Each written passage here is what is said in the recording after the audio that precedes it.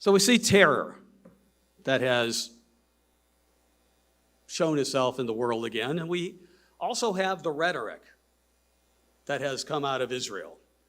The president over there continues to make the things about how terror needs to be eliminated. As I listened to some of those newscasts that morning, and they were interviewing some Israeli citizens, they talked about, well, we used to think that a two-state solution was it. But after last Saturday, we don't believe a two-state solution is the answer anymore. Terror needs to be eliminated from the world. And it's interesting when you hear them say that, because it is an awful, awful thing. Make no mention about that. God has a plan of salvation for all of man, woman, and child. But what goes on in that, God hates. If we look at Daniel 11,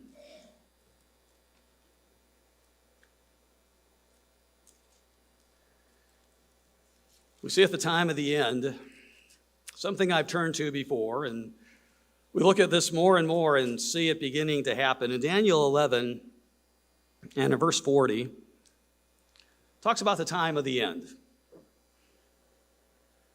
Daniel 11, verse 40 says, at the time of the end, the king of the south. Well, the king of the south, the Bible talks about things from the south side with the Mediterranean as the center. You have the area south of the Mediterranean. You have the area north of the Mediterranean. You have basically Europe. You basically have the Middle East on the south side of the Mediterranean. Then you have the east where Russia, China, and those are concerned. At the time of the end, God says, the king of the south will attack him. That's the king of the north. The king of the south, those nations there will attack Europe, this beast power that we won't take the time to talk about because we've talked about it many times in the past in Revelation 13. At the time of the end, the king of the south will attack him, and the king of the north will come against him like a whirlwind, with chariots, horsemen, and with many ships. And he shall enter the countries, overwhelm them, and pass through. He will also enter the glorious land, that would be Jerusalem, in that area. He will also enter the glorious land, and many countries will be overthrown.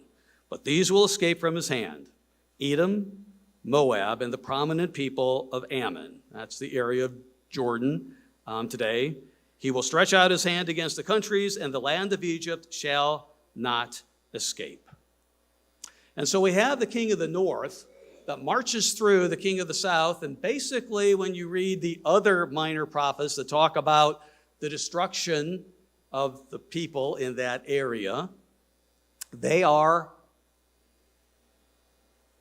become not a power anymore.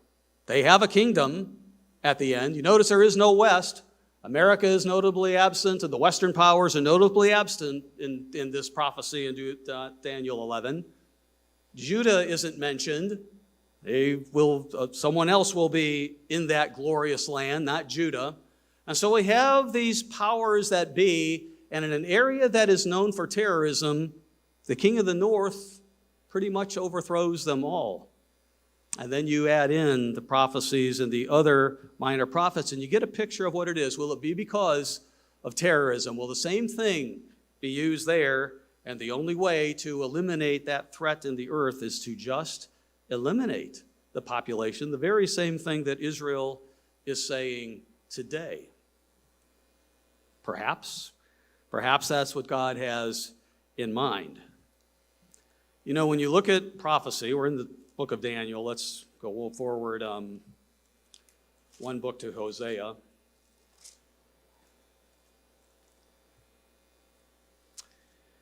In Hosea 5 and verse 5, another one of the minor prophets, we call them there, written at the same time as the book of Isaiah.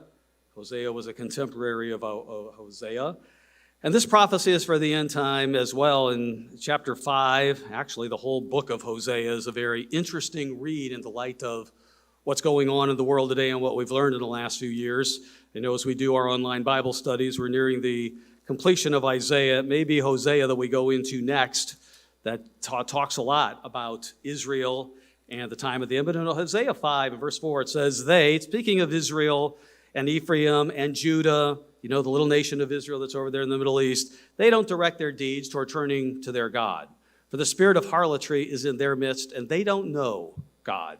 Verse 5, the pride of Israel testifies to his face. Therefore, Israel and Ephraim, you know, the New King James says stumble. The Old King James and Strong's indicate that means fall. Therefore, Israel and Ephraim fall in their iniquity. They cease to exist. Judah, that would be little Israel over there, also falls with them. Verse 7, they've dealt treacherously with God. They've departed from him. They've introduced things into their culture that are heinous even to large parts of the world.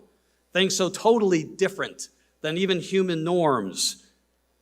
They have dealt treacherously with the Eternal. They don't want him. They will war against people who believe God, who believe the Bible, who try to live by those standards. They have dealt treacherously with the Eternal. They have begotten pagan or strange children.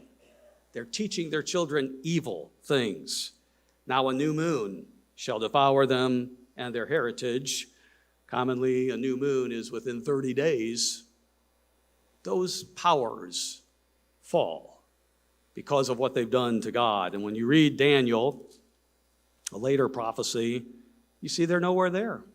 They're no longer mentioned there. And so we have this rhetoric of terrorism and what's going on, and terrorism will be part of the future. It simply will be part of it. That bud has opened up.